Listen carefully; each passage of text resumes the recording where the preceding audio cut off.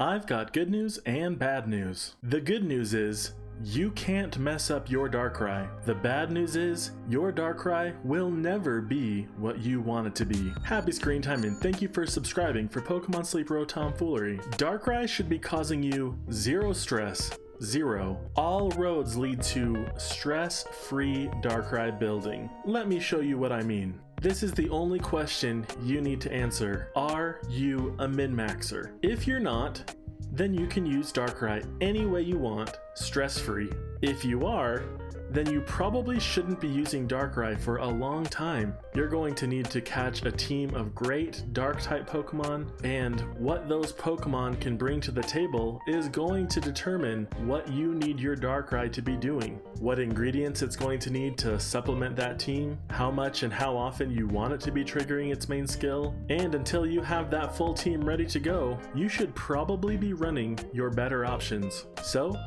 until then, it doesn't matter how you use Darkrai. You can also be stress-free. So that's the case. It doesn't matter what you do with Darkrai right now. And there's more good news that makes it even more stress-free. You can't mess up your Darkrai. I mean, RNG can mess it up, but you can't mess it up. Unless you get a sub-skill or an ingredient that you want and then you re-roll that thing. You can always work toward getting more Eureka Seeds, and you can always keep trying to perfect it. Whatever perfect means to you, of course, because it doesn't matter how you use Darkrai. So, Neroli gave you a Eureka Seed. Should you use it?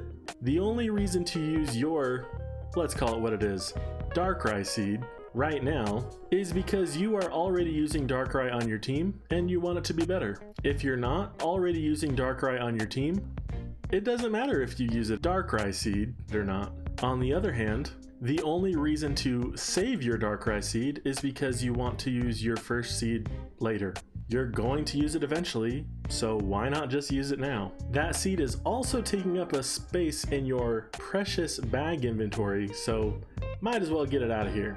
Alright, so if we're going to use the seed, should we be using it on ingredients or sub-skills? If you're already using Darkrai, then use it on either one, because you're probably not worried about playing optimally, so it doesn't matter. And if you have a reason to be using Darkrai now, then you probably already know what you want it to be doing. So you could probably answer this question yourself. Anyway, the right option is probably for its sub-skill. Unless you're really lacking a Bean Sausage Specialist and you can get Darkrai to level 30 and happen to roll Bean Sausage with the RNG, and it can be your Bean Sausage farmer for now. Don't worry, if you want it to be something else later, you can just re-roll the ingredients. But if you're not worried about Bean Sausage, do it on a sub-skill. Also, please don't use Darkrai for Bean Sausage. Even if you're a casual player, just catch a Charmander or something. So, use the seed on a sub-skill. But also, whether you're a min-maxer or not, don't worry at all about what you get on this first seed, because you're going to either get something great like Helping Speed M or Berry Finding S, or you're going to get something really bad like Energy Recovery Bonus, or you'll get something in between.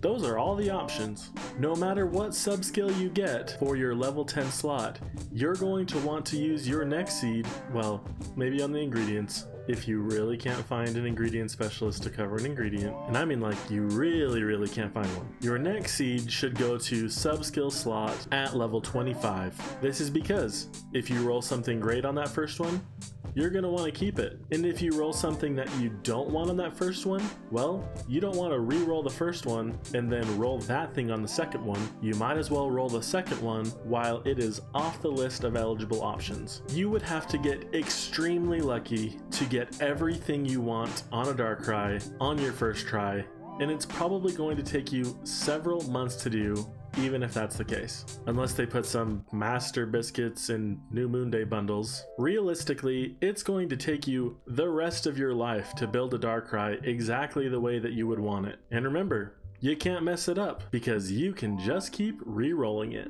Alright, personally, I haven't done a ton of research on optimizing Darkrai.